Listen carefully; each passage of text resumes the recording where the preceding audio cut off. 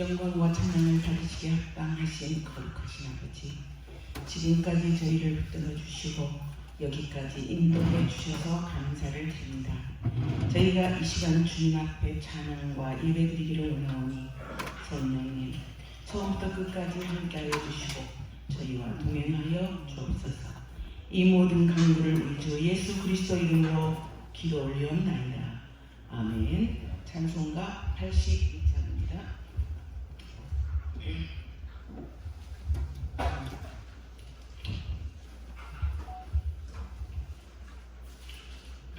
82장.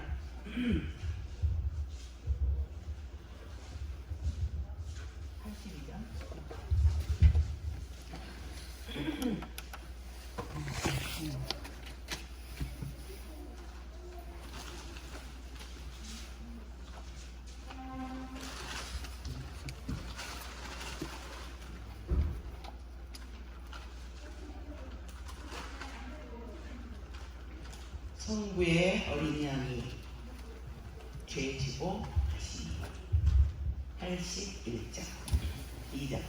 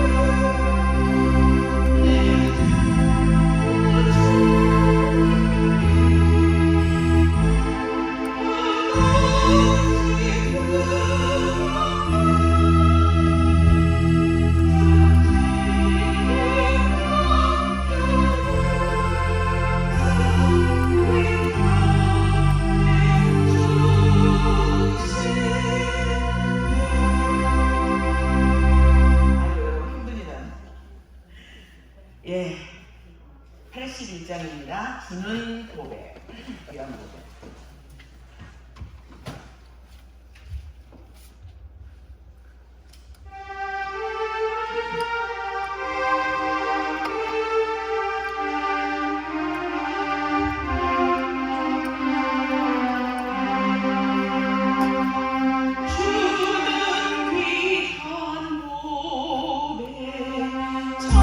기쁨의 꿈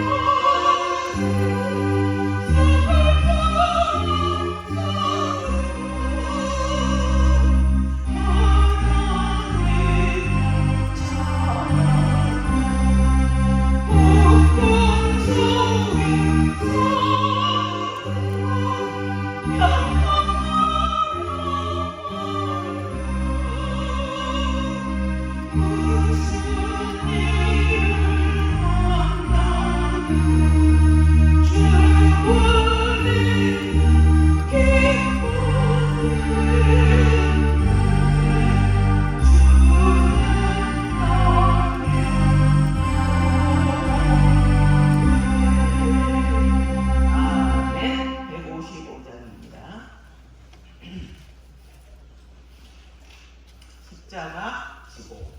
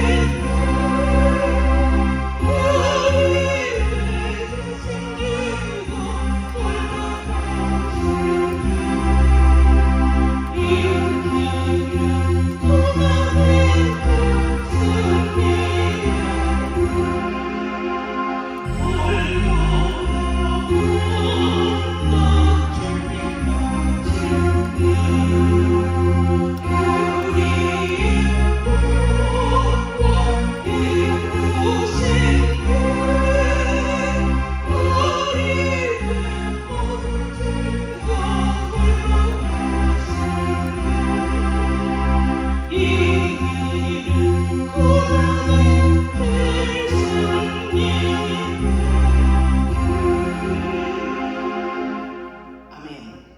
157장입니다. 겟세마네 동산에서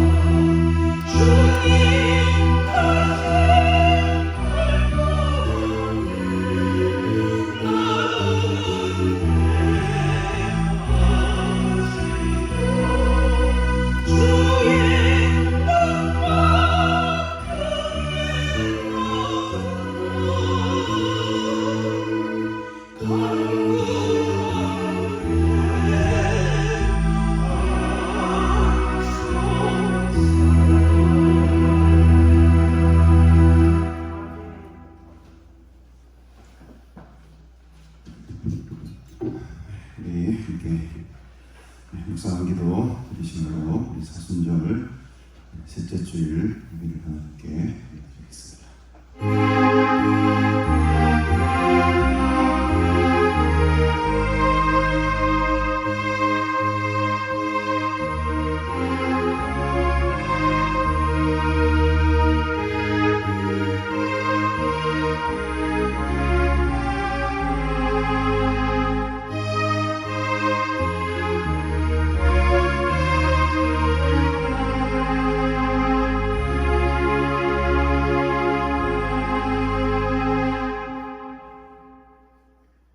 사도신경으로 신앙 고백합니다. 전능하사 천지를 만드신 하나님 아버지를 내가 믿사오며 그의 아들 우리 주 예수 그리스도를 믿사오니 이는 성령으로 잉태하사 동정녀 마리아에게 나시고 본디오 빌라도에게 고난을 받아사 십자가에 못 박혀 죽으시고 장사한 지 사흘 만에 죽은 자 가운데서 다시 살아나시며 하늘에 오르사 전능하신 하나님 우편에 앉아 계시다가 저리로서 산자와 죽은 자를 심판하러 오시리라. 성령을 믿사오며 거룩한 공예와 성도가 서로 교통하는 것과 죄를 사하여 주시는 것과 몸이 다시 사는 것과 영원히 사는 것을 믿사옵나이다. 아멘. 하나님 아버지 은혜를 감사드립니다. 지난 주간에도 우리와 늘 동행해 주시고 또 우리의 삶을 인도해 주심으로 주님의 은혜를 경험하게 하며 살게 하시고 주님과 늘 동행하는 복된 삶 살아가게 하시니 감사합니다.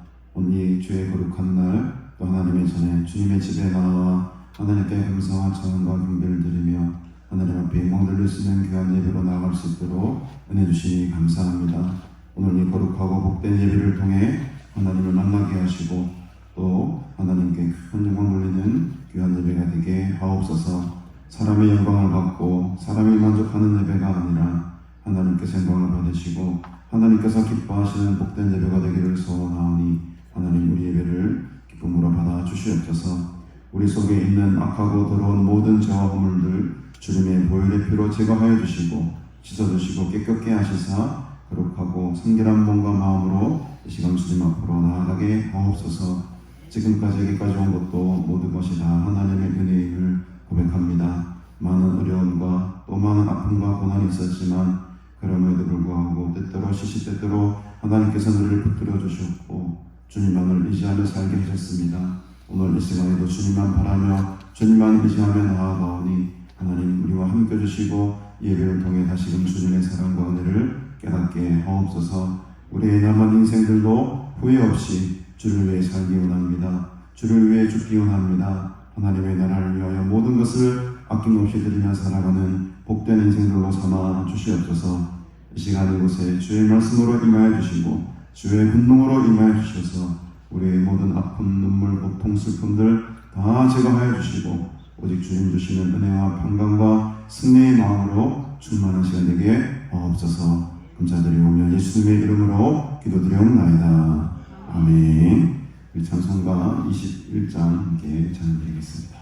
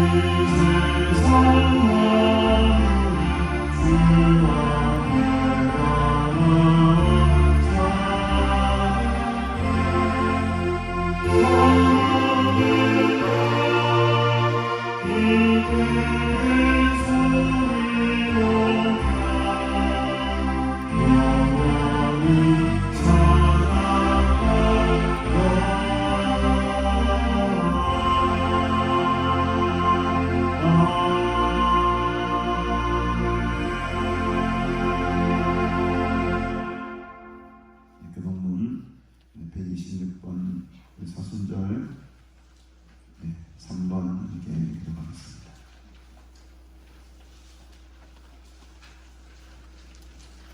여호와여, 나의 영혼이 주를 우러러 보나이다.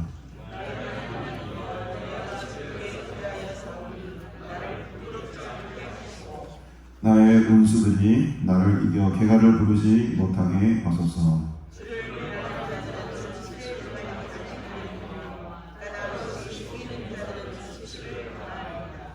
여호와여, 주의 도를 내게 보이시고 주의 길을 내게 가르치소서.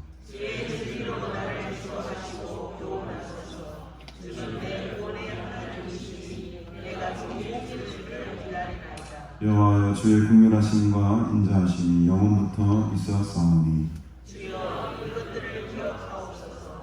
여호와여, 내 젊은 시절의 죄와 허물을 기억하지 마시고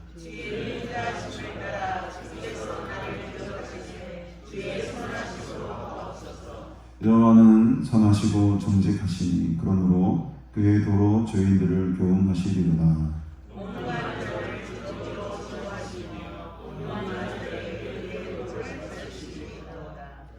여호와의 모든 길은 그의 언약과 증거를 지키는 자에게 인자와 진리로다. 아멘.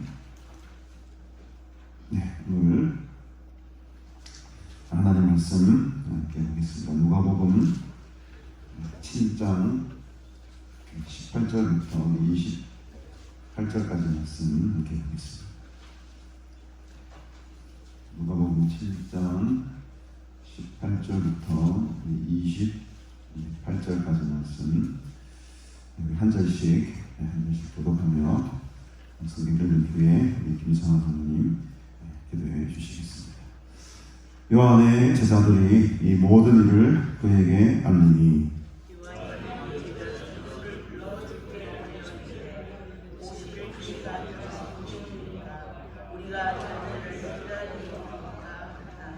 그들이 예수께 나아가 이르되 세례 요한이 우리를 보내어 당신께 여쭈어보라고 하기를 오실 그이가 당신 요원이니까 우리가 다른 일을 기다리오리이까 하더이다 하니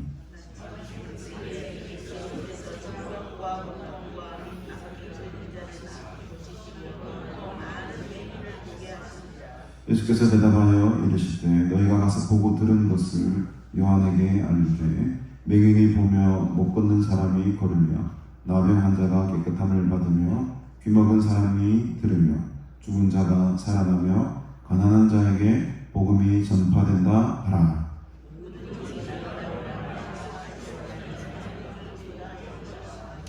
요한이 보낸 자가 떠난 후에 예수께서 무리에게 요한에 대하여 말씀하시되 너희가 무엇을 고르고 광야에 나갔더냐? 바람에 흔들리는 갈대냐?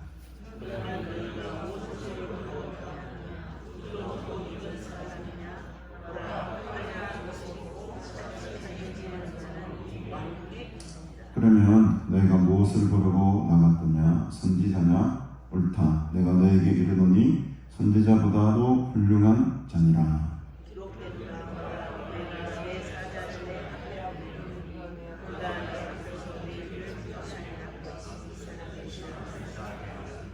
함께 보십시다. 내가 너희에게 말하노니 여자가 낳은 자 중에 요한보다 큰 자가 없도다. 그러나 하나님의 나라에서는 극히 작은 자라도 그보다 크니라 하시니. 아멘.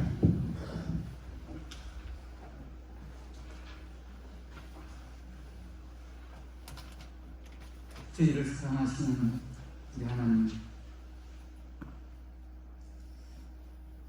천지를 창조하시며 다스리시는 그분, 지극히 부족하고 못난 저들에게 찾아와 주셨습니다. 전능의 하나님을 알게 하여 주시고 또 믿게 하여 주시며 또 따르게 하여 주신 하나님의 크신 은혜에 감사를 드립니다.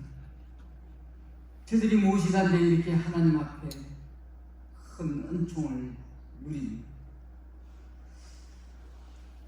참 살아가는지 저들은 알지 못했지만 그러나 그 하나님의 전적인 사랑의 힘인 것을 저들이 살고 있습니다. 이처럼 저들을 사랑하사 또한 영원한 나라를 사모하게 하여 주시고 독신자 예수님을 이 땅에 보내셔서 온갖 죄와 허물로 얽힌 저들을 십자가의 보혈로 사하여 주시고 어렵다고 티없다고 거룩하다고 인정하시며 영원한 하나님의 나라를 소망 삼고 살아갈 수 있는 그 은혜를 다해 주심을 감사를 드립니다. 우리가 살아갈 때 주님 나라를 잊지 않고 살아갈 수 있도록 함께하여 주옵소서. 우리의 소망은 하늘이고 앞으로 우리가 걸 곳도 주님의 나라이고 결단코 소망 가운데 즐거워하며 기뻐하며 감사하며 살아가는 저들 되게 하여 주시옵소서. 주님 없이는 살아갈 수 없노라고 고백하며 다짐하였지만 주 예수보다 귀한 것 없다고 찬양하였지만 세상이 더 크게 보이고 여러가지 환경과 여건이 믿음 없는 모습으로 저들을 사로잡았지만 그래도 주님 없이는 저들은 살 수가 없습니다. 주님, 주께서 지금까지 뒤돌아보면 저들을 품어주셨고 동행하여 주셨고 인도해 주셨기에 지금까지 여기까지 왔습니다. 앞으로도 주께서 함께 해주시지 아니하면 또한 나약한 모습으로 돌아갈 수밖에 없는 저들 성령으로 붙들어 주시기를 원합니다. 인도해 주시기를 원합니다. 성령님의 가르침에 따라서 살아갈 수 있도록 함께하여 주시기를 원합니다. 잘못된 부분 해결케 하여 주시고 또한 변화되게 하여 주시고 성령님께서 새롭게 하여 주셔서 주님의 사람으로 거듭날 수 있도록 성령님 도와주시옵소서. 저들을 부르신 목적이 주님의 보혈로 어렵다고 티없다고 인정하시며 또한 주님을 찬양하기 위해서 주님의 자녀로서 주님의 나를 기업을 잊게 하기 위하여 저들을 불러주셔서 하는데 그 은혜를 돌아가요. 어떻게 하면 주님을 기쁘시게 할까? 그 주님을 인하여서 기뻐하고 또한 즐거워하는 아름다운 우리의 모습이 될 수 있도록 성령님께서 저들과 함께하여 주시고 인도해 주셔서 하나님 보시기에 내 하나님의 사람아 인정받을 수 있는 저들 되게 하여 주시옵소서. 이 나라의 백성을 사랑하시는 우리 하나님, 암울한 땅에 불교와 유교와 우상으로 가득 찬 이 땅에 선교사를 통하여서 복음이 들어오게 하여 주시고 주님의 이름을 나타내게 하여 주시며 교회를 세우시고 학교를 또한 세우고 병원을 세우고 우리 하나님의 축복이 함께 하셔서 이렇게 마음껏 하나님을 찬양하며 예배하며 선교하는 나라로 세워주셨고 이렇게 부강한 나라로 살기 좋은 나라로 만들어 주셨습니다. 그러나 안타깝게도 지금은 교회 수도 줄어가고 선교 수도 줄어가며 참 주님 보시기에 부족한 부분들이 많이 나타나고 있는 현실을 바라보면서 주님, 먼저 믿은 저들이 하나님 앞에 잘못되었습니다. 잘못 살았습니다. 회개하는 심령으로 하나님 앞에 다시 한 번 더 바르게 설 수 있도록 우리 하나님 함께하여 주시기를 원합니다. 교회를 붙들어 주시기를 원합니다. 주께서 세우신 성도들을 붙들어 주시기를 원합니다. 초심으로 돌아가 하나님 기쁘신 뜻에 따라서 순수하고 바른 교회가 되게 하여 주시고 거듭나게 하여 주시고 성도들도 주님의 첫사랑을 회복하며 새로워질 수 있도록 함께 하여 주옵소서. 이 나라를 축복하신 하나님, 참 살기 좋은 이 세상이지만 또 너무나 또 여러 가지 환경이 여건이 어려운 가운데 있습니다. 정말 미래가 불확실한 이 시대를 살고 있습니다. 그러나 이 모든 것을 주관하시고 다스리시는 분은 오직 우리 하나님이시다는 것은 저들은 확실히 아는데, 하나님께서 함께 하셔서 은혜로 하나님을 마음껏 섬기고 또 하나님의 복을 마음껏 누리는 이 나라 이 백성 될 수 있도록 우리 하나님 함께 하여 주옵소서. 아버지 하나님, 우리 가난을 사랑하시는 우리 하나님, 오래전에 주님의 뜻이 계셔서 세우셨고 지금까지 붙들어 함께 해주셨습니다. 이 인근 지역의 모든 교회들에게, 성도들에게 큰 영향을 미칠 수 있도록 함께하여 주시고, 이곳을 찾는 주의 무리들 영이 새로워지며 변하여 새로워지며 주님 앞에 응답받는 귀한 처소가 될 수 있도록 사용해 주시기를 바라옵고 원합니다. 말씀을 증거하는 많은 주의 종들에게 함께하여 주셔서 이곳 찾는 주의 무리들에게 피로 특별한 말씀으로 역사하셔서 은혜의 처소로 부족함이 없도록 함께하여 주시기를 원합니다. 우리 담임 목사님을 기억해 주시기를 원합니다. 주께 붙들림 바 되어서 주께서 기뻐하시고 귀하게 쓰는 귀한 목사님 될 수 있도록 함께하여 주옵소서. 남달리 귀한 길을 걷게 하여 주시고 주께서 귀한 사명을 맡겨주셔서 영육간의 강건함을 다하여 주시고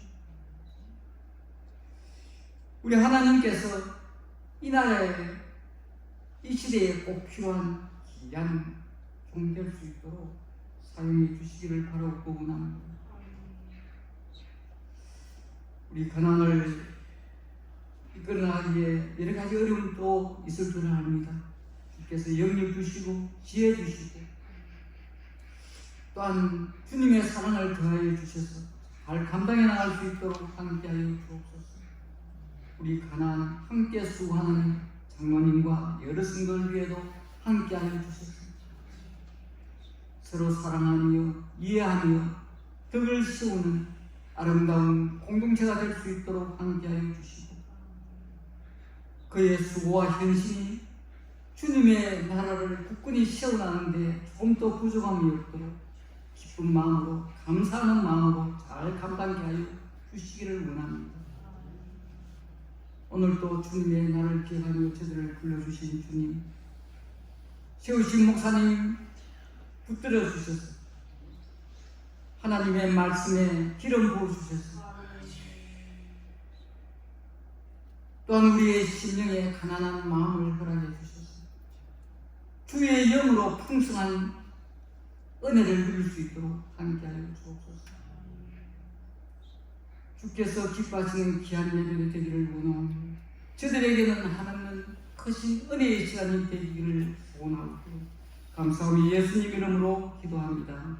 아멘.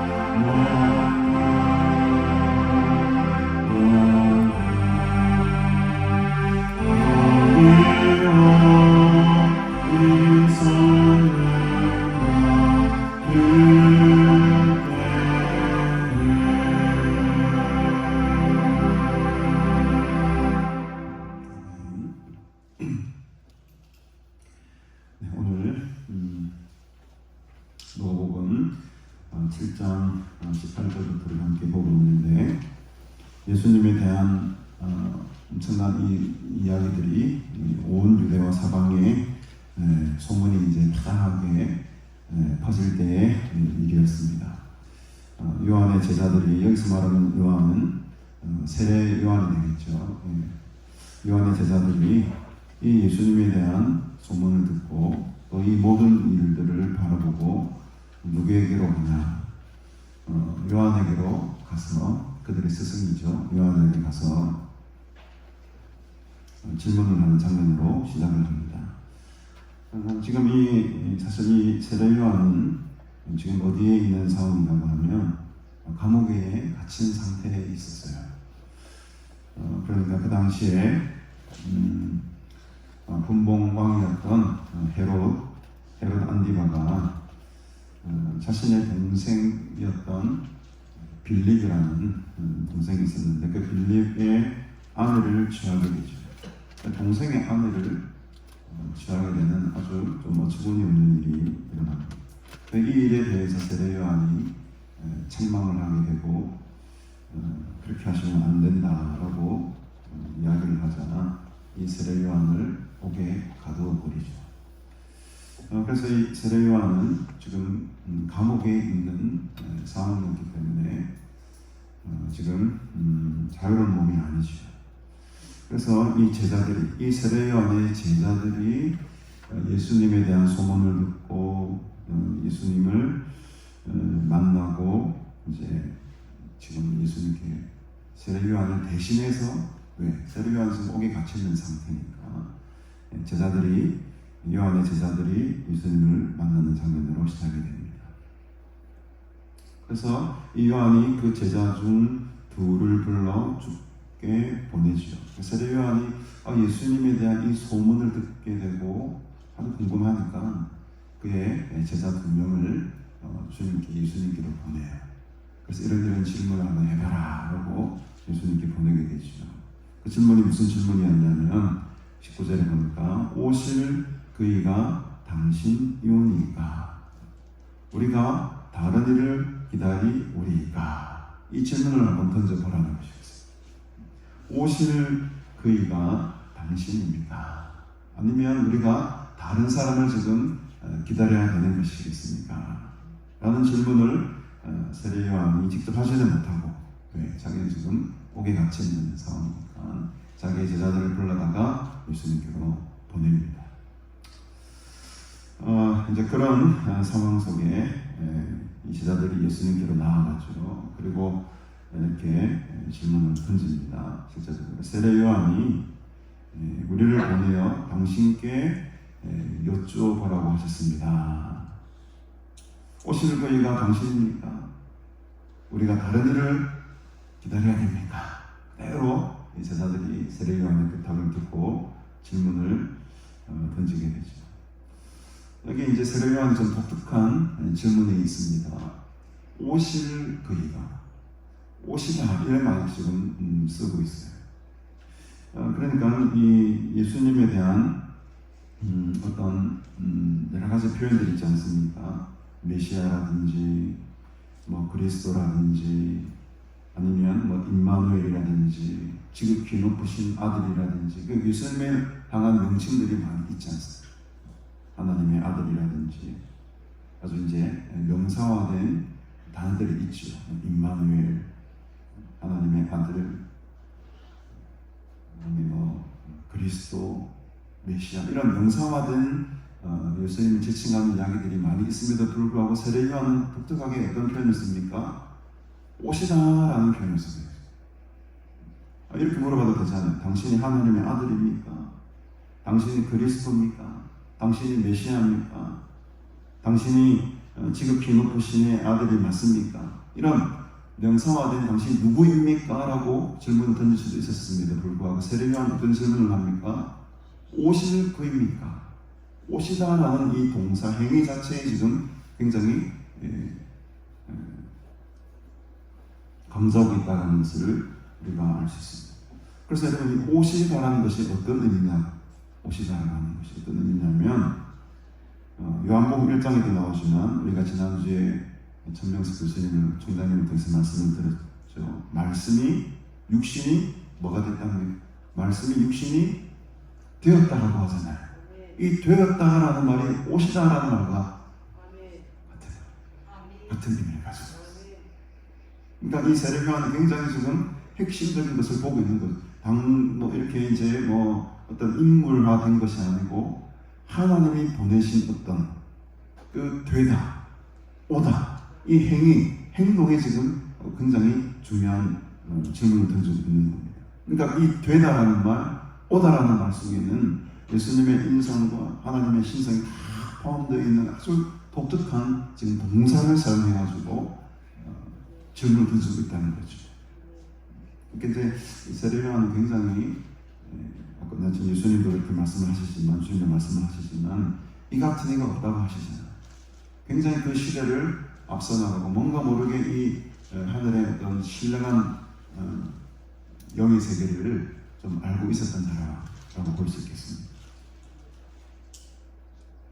그랬더니 마침 21절에 보니까 이 질문을 던질 때에 그러면 예수님께서는 오실 그이가 나다 이렇게 말씀해 주시면 속이 시원하잖아요.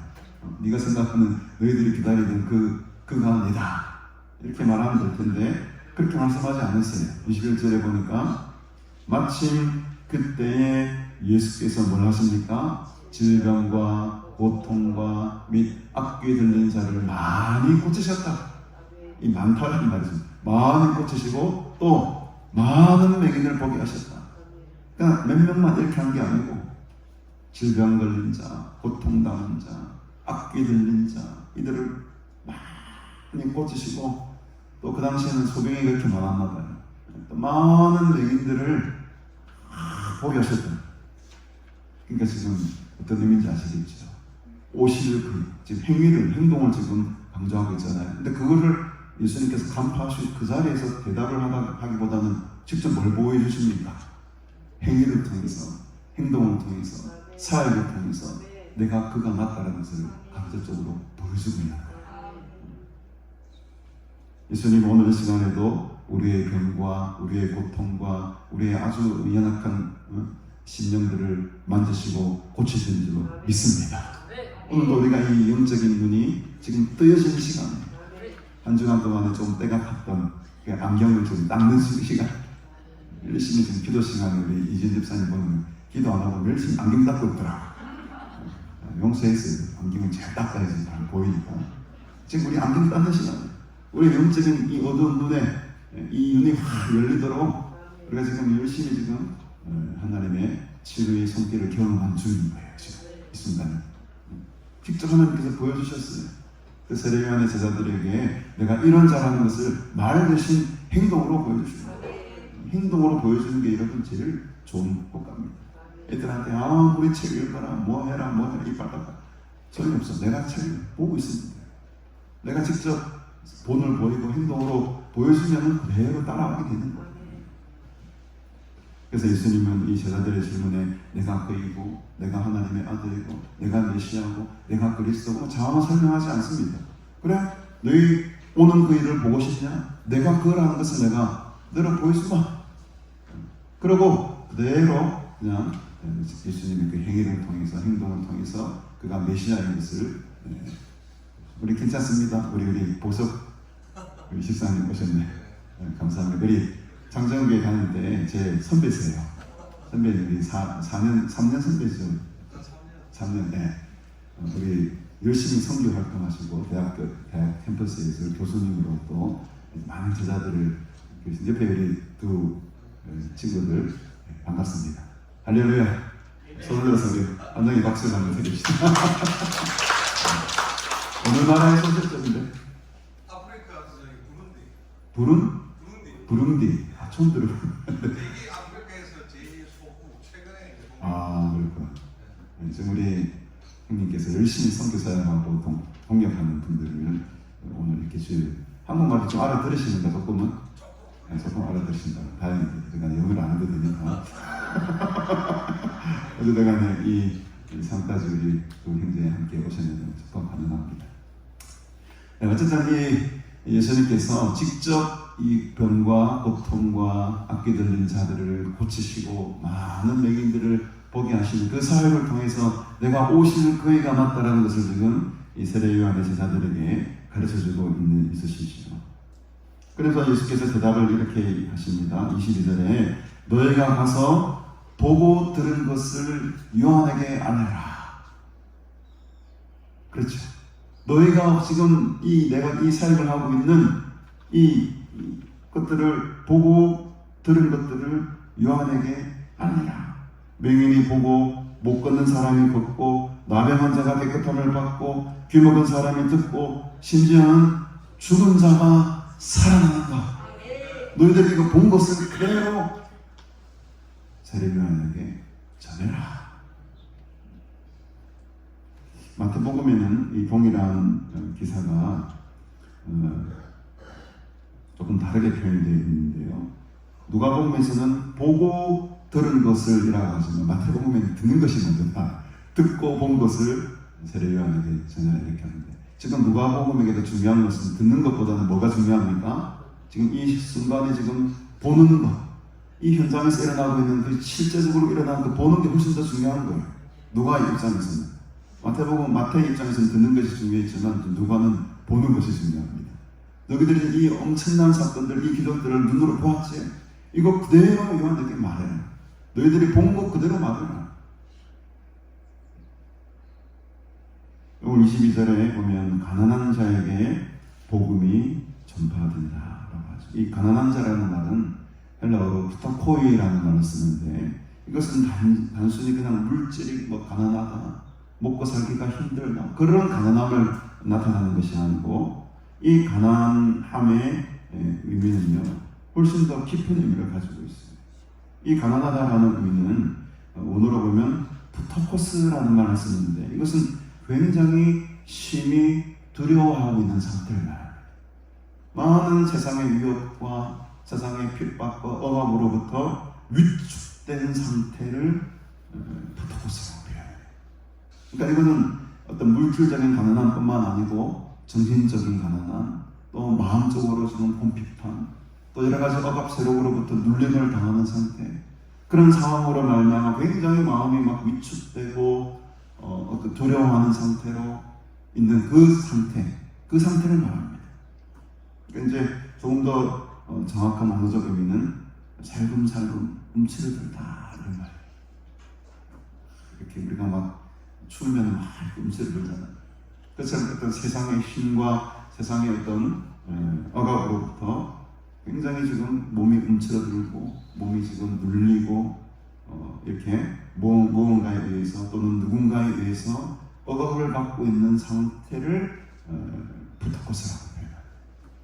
그러니까 지금 이 가난한 자에게 복음이 전파된다. 이 가난한 것의 의미는 여기 맹인도 포함되고 못 걷는 사람도 포함되고 나병 환자도 포함되고 귀먹은 사람도 포함되는, 물론 물질적으로 힘들고 궁핍하고 가난한 사람들까지도 다 포함되는 거죠. 이 가난한 자라는 표현이 누가복음에서는 상당히 다른 복음서에 비해서 자주 등장하게 되는데, 바로 이 누가는 가난한 자에게 복음을 전해진다는 것에 굉장히 방점을 두고 있다. 그래서 영적으로 궁핍한 자들, 보로된 자, 이사야에 나오는 말씀이죠. 눈먼 자, 억눌린 자, 이 모든 것들을 다 포함하고 있는 단어가 가난한 자다. 경제적으로, 신체적으로, 정서적으로, 심지어는 영적으로 모든 것을 포함해서 억압받고 있는 모든 백성들을 향할 때에 이 누가복음은 가난한 자다라고 지금 이야기를 하고 있는 것입니다. 그러니까 여러분, 우리 중에는 가난한 자가 100%다 가난한 자예요. 여러분, 부유한 자가 없어요. 마음이 힘들고 어렵고 병들고 지치고 이 세상이 주는 어려움과 고난 때문에 늘 이렇게 우리는 가난한 상태로 살아갈 수밖에 없는 존재들의 존재 자체가. 왜 그렇습니까? 죄 때문에 그런 거예요. 죄 때문에. 그 죄로 인해서 우리는 늘 가난합니다. 돈이 엄청 많아 보여도 다 뜯어보면 심령이 가난, 마음이 어려움이 다 있습니다. 사람마다 누군가가 다 문제거리가 다 있고 힘든 거예요. 그 가난한 자에게 복음이 전파된다 하라. 이 가르침을 세례요한에게 전해라. 근데 느닷없이 23절에 보니까 이런 말씀을 합니다. 누구든지 나로 말미암아 실족하지 아니하는 자는 뭐가 있도다? 복이 있도다. 역으로 말하면 지금 세례요한은 실족하고 있는 상태예요. 자기가 생각하던 그 예수 그리스도 메시아가 아닌 거예요. 자기가 지금 오늘 어떤 상황이 있습니까? 아까 말씀드렸지만 옥에 지금 갇혀있는 상황이잖아요. 그러면은 자기가 갇혀있는 옥의 상황들이 지금 누군가는 와서 풀어주고 실제적으로 해방시켜주고 이 나라를 구원해주고 로마의 압제로부터 자기를 벗어나게 해줄 그 위대한 승리자가 필요했던 건데 그 위대한 승리자가 그런 지금 일을 하지 않고 뭐 그냥 다른 삶만 하는 것 같아요. 세례요한 입장에서 볼 때는. 그러니까는 오실 그이가 당신일까라고 질문을 제자들에게 던지잖아요. 그 말은 뭡니까? 세례요한의 마음속에는 이미 그 그리스도에 대한 자기만의 어떤 모습을 그려놓고 있는 거예요. 그 모습에 자기가 지금 넘어가 있는 거예요. 그게 지금 실족해 있는 거죠. 그래서 실족하다라는 말은 이 실족이라는 말은 언어적 의미로 보면 걸림돌이에요. 걸림돌. 길가와 놀이가 돌에 탁 걸려서 넘어지잖아요.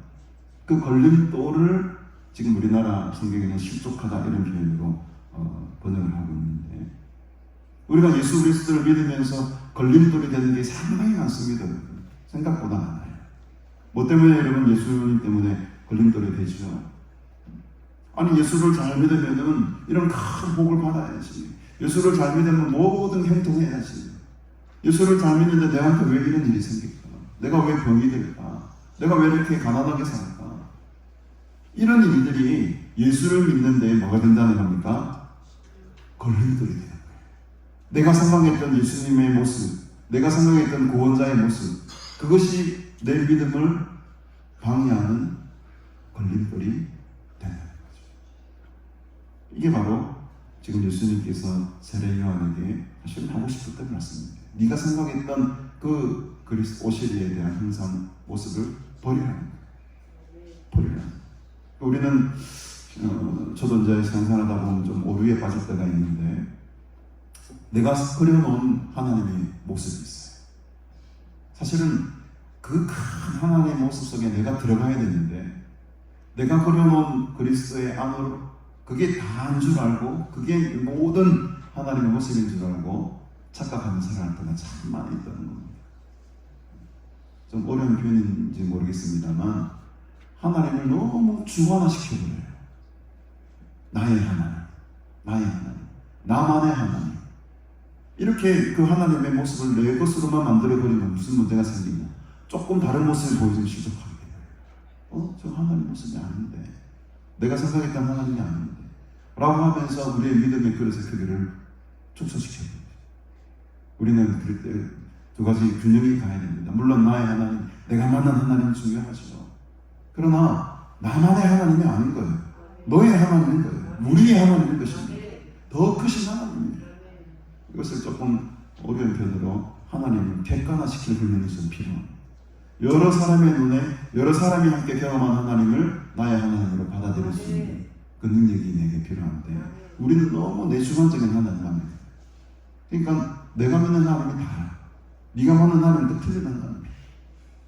그게 잘못된 방향으로 나오면 그게 우상입니다. 그게 나만의 하나님을 만들어 놓고 그게 진짜 하나님이 아닌데 그게 하나님인 줄 알고 착각하고 살아가는 그게 우상이지 뭐. 우상이지 뭐가 우상입니까? 지금 세례요한은 그 자기가 그려놓은 메시아상 다시 오실 그 상에 대한 자기만의 그림을 그려놓고 있어요. 거기에 지금 세례요한이 걸려 넘어지고 있는 거죠. 그래서 여러분 우리는 우리의 믿음을 그릇을 훨씬 크게 키울 필요가 있습니다. 그래야 지금 실족하지가 않아요. 넘어지지 않습니다. 믿음 좋은 사람이 저렇게 하나 저렇게 하나 그렇게 할 수도 있지. 그런 모습들에 너무 실족하지 말라는 거예요. 오히려 내 모습을 바라봐야지. 내 눈 속에 있는 들풀을 봐야지. 왜 남의 모습을 보고 실족합니까? 지금 그걸 지적하는 겁니다. 예수님은 세례요한아, 네 모습을 제대로 봐. 네 모습을 제대로 봐. 그러면서 아주 그 제자들을 보낸 후에 24절부터 이제 본격적으로 지금 예수님이 제자들에게 하고 싶은 말이 이제 나오는 거죠. 요한이 보낸 자가 떠난 후에 예수께서 무리에게 요한에 대해서 말씀하십니다. 너희가 무엇을 보려고 광야에 나갔냐? 뭘 보려고 너희들이 광야에 나갔냐? 무엇을 찾기 위해서 누구를 만나기 위해서 광야에 나갔냐? 바람에 흔들리는 그런 갈대 보러 나갔냐? 우리 갈대 보는 거 좋아하죠? 여자분들 갈대 흔들리면 한번 가서 거기서 커피 한잔 마시고 좋아하잖아요. 근데 그 갈대 보러 광야에 나갔냐? 아니잖아. 25절에 부드러운 옷 입은 사람이냐? 부드러운 옷을 입었다라는 것은 이제 이 세상적인 화려한 모습이죠. 뒤에도 나오지만 화려한 옷을 입고 사치하게 지내는 자, 그들은 왕궁에 있지 광야에 있지 않다. 26절에 보면 그러면 너희가 무엇을 고르고 나갔더냐? 선지자냐? 옳다. 그러니까 너희들이 광야에 나간 이유는 선지자를 만나기 위해서 나간 것 아니냐. 지금 이렇게 장황한 설명하는 이유가 여러분 뭡니까? 나중에 결론이 나오면 쭉 한번 가봅시다. 27절에 기록된 바 말라기에 기록된 말씀이죠. 보라, 내가 내 사자를 네 앞에 보내노니 그가 네 앞에서 네 길을 준비하리라 한 것이 이 사람에 대한 말씀. 이 사람이 누굴까요, 여러분? 세례 요한이죠. 이 세례 요한이 그만큼 뛰어나다라는 것을 지금 계속 이야기하고 있습니다. 그 세례 요한마저도 지금 실족해서 지금 넘어지지 않냐 이런 의미예요. 세례 요한은 지금 막 이렇게 엄청나게 지금 높은 자리에까지 올려놓습니다. 보라, 내가 내 사자를 네 앞에 보내노니 그가 네 앞에서 내 길을 준비하리라고 말라기에서 말씀하셨는데 그 사람이 바로 이 세례 요한이다. 그만큼 이 세례 요한은 위대한 사람이고 주의 길을 준비하는 자였다는 거예요. 근데 그도 지금 이렇게 흔들리고 있다. 지금 그도 지금 실족하기 직전이다. 내가 너에게 말하노니 여자가 낳은 자 중에 요한보다 큰 자가 없구나. 그렇죠. 요한보다 큰 자가 없다는 거예요. 여자가 낳은 자라는 것은 어떤 의미냐고 하면 이 땅 가운데에 태어난 사람들 가운데, 이 땅에 속한 자들 가운데 이런 거예요. 그러니까 이 땅에 속한 자들 가운데 가장 위대한 자는 누구라는 겁니까? 세례 요한. 왜냐하면 말라기 선지자가 말했던 그 주님 오실 길을 예비하고 준비하는 엄청난 사명을 받은 자가 세례 요한이었기 때문에 세례 요한만큼 이 땅 가운데, 이 땅에 속한 자들 가운데에 위대한 자는 없다는 거예요. 믿으십니까? 세례 요한은 그만큼 이 사람들 가운데 가장 위대한 자, 예수님이 인정할 만큼 큰 자였음에도 불구하고 어떻다는 겁니까 지금? 여전히 그 마음속에는 의심이 있고 메시아에 대한 자기만의 그림이 있고 그것에 지금 실족하기 직전이라는 거예요. 왜? 그러니까 이 땅에 있는 사람들은 뭐가 있다는 겁니까? 아직까지 한계가 있어요. 영적인 눈이 확 열려있는 상태가 아닙니다. 아니라는 거예요. 그래서 오늘의 결론입니다. 그러나 하나님의 나라에서는 극히 작은 사람인데 누가? 세례 요한이에요. 아무리 이 땅 가운데 속한 자 중에 가장 위대한 선지자를 할지라도 지금 다 의심하면서 그 제자들을 나에게 물어보고 보낸 사람이 세례 요한. 이 땅 가운데서는 아무리 큰 자라 할지라도 하나님의 나라에서는, 하나님의 왕국에서는 극히 작은 자라. 그보다 하나님의 나라에서 극히 작은 자라도 세례 요한보다는 크다는 거예요. 결론적으로는 어떤 말입니까? 저와 여러분이 세례 요한보다 크다는 거예요. 우리는 하나님의 천국의 백성들이 된 사람들 아닙니까? 지금 이 이야기를 하기 위해서 지금 예수님이 계속해서 제자들과 계속 긴 대화를 하고 세례 요한이 이런 사람이었고 정말 위대한 사람이었고 엄청난 사람이었고 세상 가운데 이 사람만큼 위대한 사람이 없고 그럼에도 불구하고 이보다 큰 자들이 있으니 누구다? 예수를 믿는 너희들이야말로 세례 요한보다도 더 큰 자들입니다. 잘 안 믿어지시겠지만 우리가 세례 요한보다 큰 자들입니다. 우리는 신령한 영적인 눈이 띄어진 자들이에요. 오늘 이 본문을 같은 본문을 말하고 있는 마태복음 11장을 한번 가보십시다. 마태복음 11장 제가 이 말씀 한 말씀만 드리고 결론을 말씀드릴 텐데 마태복음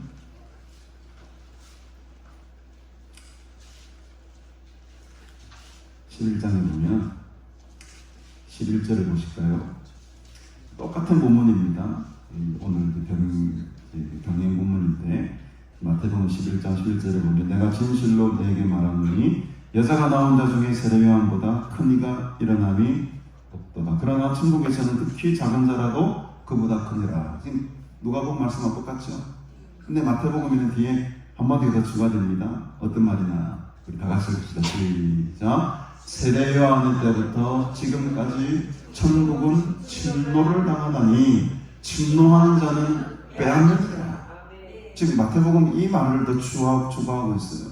누가복음에서 빠져 있지만은 여러분 이 마태복음의 이 말씀이 상당히 지금 어려운 말씀이에요.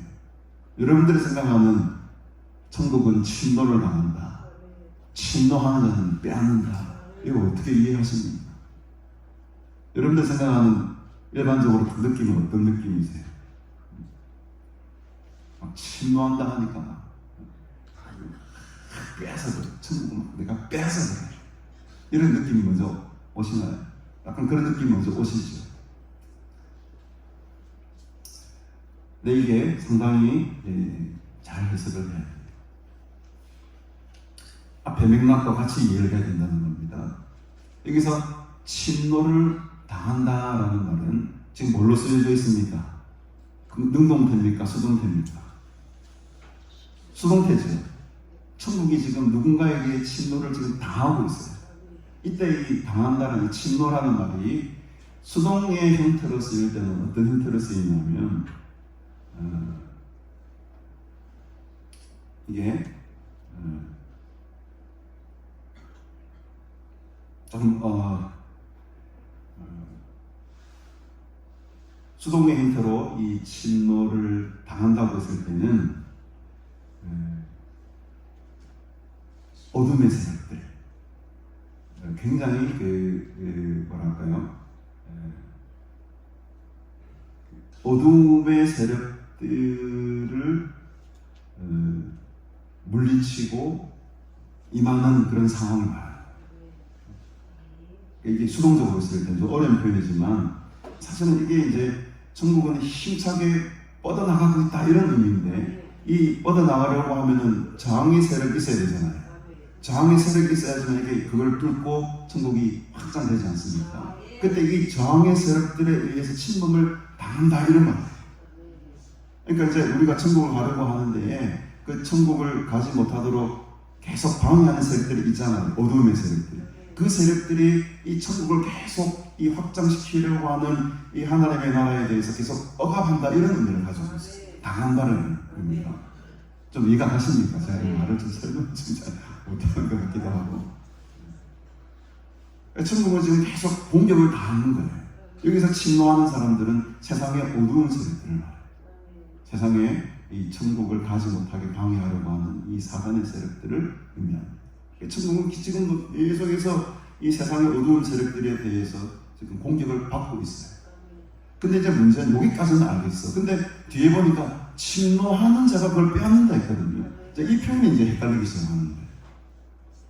그러면은 침노하는 자가 누굽니까? 마귀 사탄이 이 세력이 돼버리는 거잖아요. 그들이 그럼 천국을 빼앗아 된다고 이렇게 해석을 하죠. 이게 이제 어려운 부분인데, 이 침노한다는 말이 또 이때는 수동으로 쓰이지 않고 뭘로 쓰입니까? 지금 긍정적인 표현을 쓰이잖아요. 능동적으로 쓰일 때는 이것은 굉장한 열정을 가진 사람들을 의미해요. 이게 진짜 이게 헷갈리는 거예요. 이게 침노하는 이때의 능동적인 표현은 어떤 거냐면, 내가 목숨을 걸고 죽음을 불사르고 용기 있게 담대하게 그 저항의 세력에도 불구하고 내가 그들과 싸워서 나가는 자들, 그들이 천국을 얻게 된다 이 말이에요.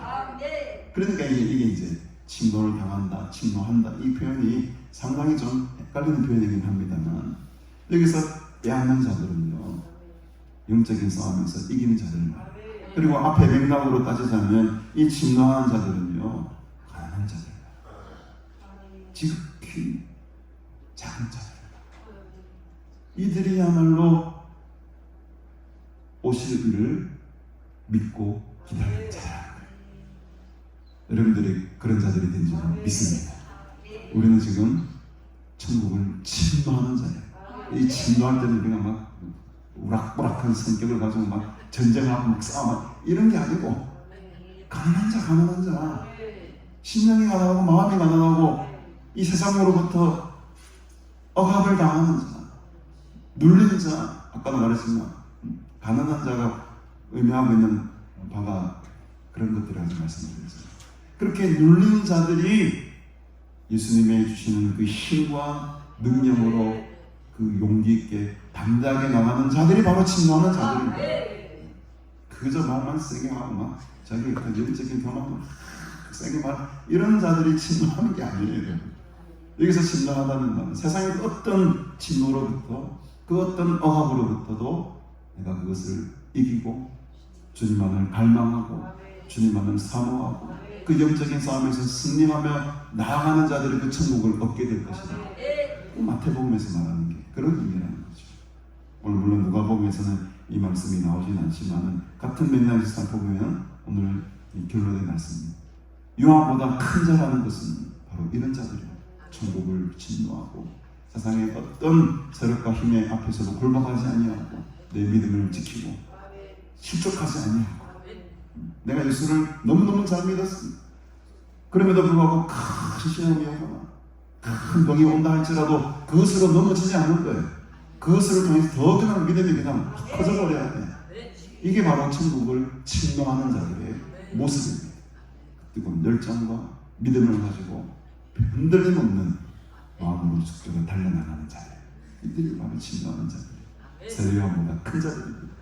여러분들이 그 모든 하나님의 은혜 입은 자들에 대해서 천국을 차지하시는 복된 하나님의 사람들이 되시길 주님의 축복합니다.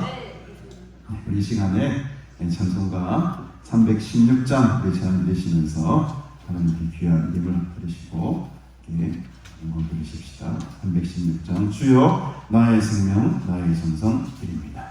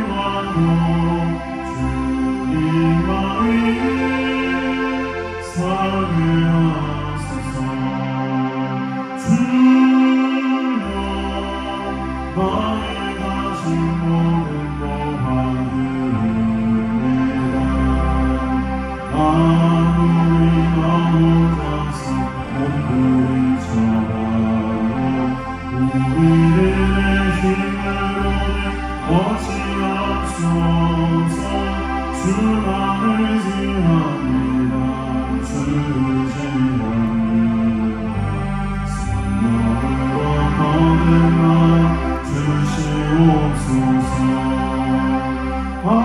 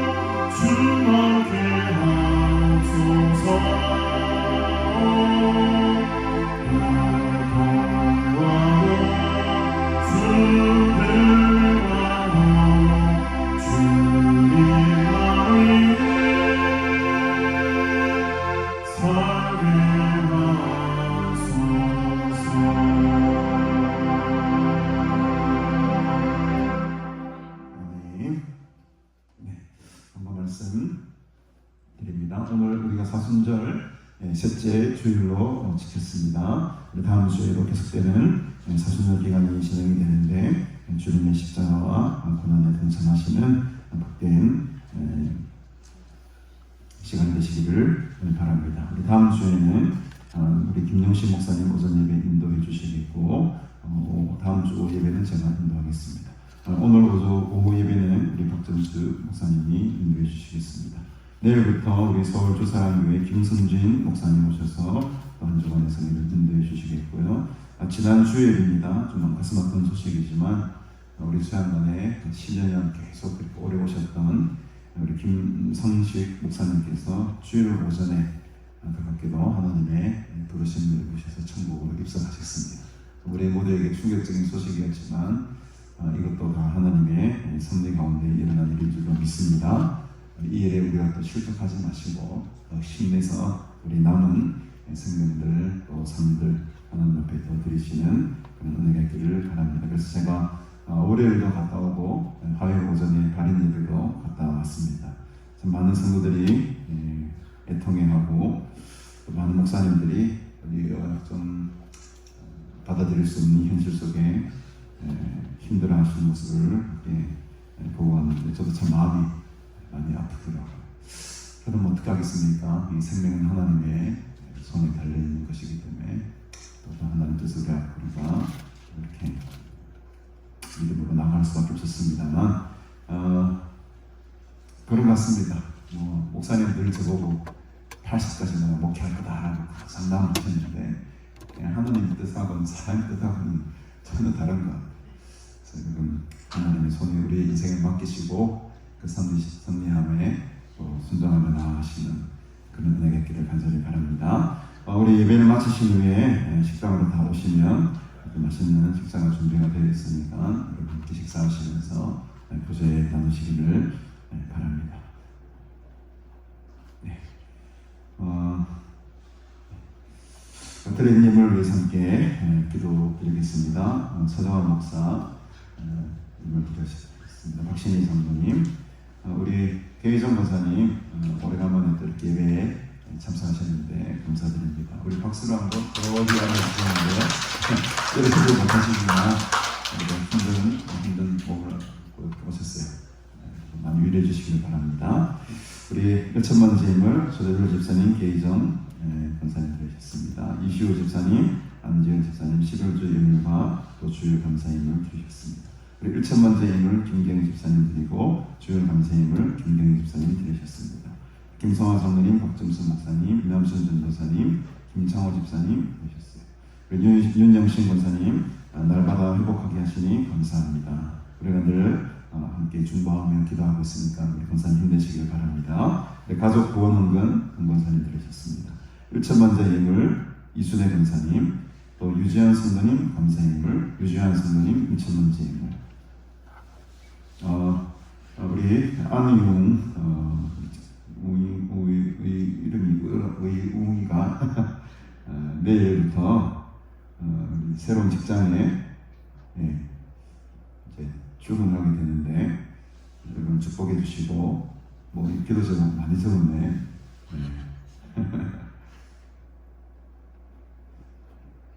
엠바이지 회사 이름이 엠바이지. 엠바이지라는 영도에 있는 제가 알기로는 이 군대에 들어가는 장비들 있죠. 군 장비를 다루는 그 시스템 유지하고 보수하는 그런 관련된 업체인 것 같은데 아주 중요한 또 일을 바라갑니다. 우리 운임을 위해서도 이렇게 기도해 주시기 바랍니다. 우리 이윤희 집사님 아버지의 뜻이 이루어지기를 원합니다. 김산아 권사님 감사함을 드리고 박정현 집사님 이미 들으셨어요. 그 외에도 무명으로 들으신 분들이 많이 있으십니다. 우리 드리님을 위해서 함께 기도하도록 하겠습니다. 하나님 아버지 은혜를 참으로 감사드립니다. 우리를 하나님의 자녀로 하나님의 제자들로 불러주시고 또 주님을 나의 구주로 나의 그리스도라고 고백할 수 있는 믿음을 주시니 감사합니다. 예수 그리스도를 나의 구주로 믿는 일에 방해하는 혹은 실족시키는 일들이 있다면 오늘 이 시간 다 제거하여 주시고 온전한 믿음으로 주님만을 의지하며 바라보며 살아가는 자들에게 하옵소서. 세례요한은 주님의 길을 준비하였고 예배하는 사명을 감당했습니다. 그 거룩한 일을 순교로 열매 맺는 복된 인생이 되었습니다. 하나님, 그러나 오늘 우리는 주님께서 세례요한보다도 우리가 더 큰 자라고 말씀하십니다.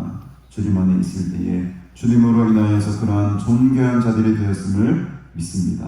이제 우리에게 주신 그리스도인으로서의 그 사명을 감당케 하시고 그 감당할 수 있는 믿음과 건강함도 다하여 주시옵소서. 하나님 나라의 소망을 품고 주를 향하여 달려가는 자들 되기를 원합니다. 매일매일의 삶 속에 그 발자취 가운데에 주님의 영광 드러나게 하시고 끝까지 믿음의 경주를 달려나아가 하나님의 나라를 위해 쓰임받는 귀한 사명자들 되게 하옵소서. 오늘도 그 은혜에 감사드리며 귀한 힘을 하나님께 올려드립니다. 올려드린 손길들 하나님 축복하여 주시고 이 힘을 기뻐 받아 주실 때에 더 많은 것으로 더 좋은 것으로 감사할 수 있도록 우리의 삶을 늘 풍성케 채워 주시옵소서. 감사드리오며 예수님의 이름으로 기도드리옵나이다. 아멘. 우리 다 같이 일어서셔서 우리 주기도문 함께 부르시고 하나님께 영광 돌리겠습니다.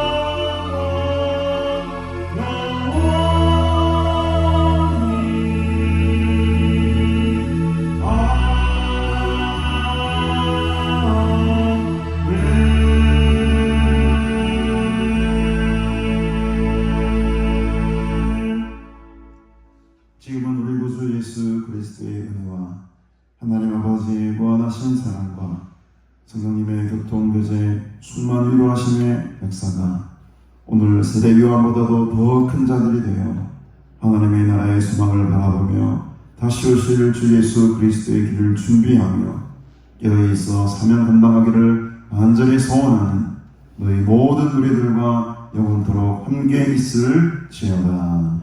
아멘.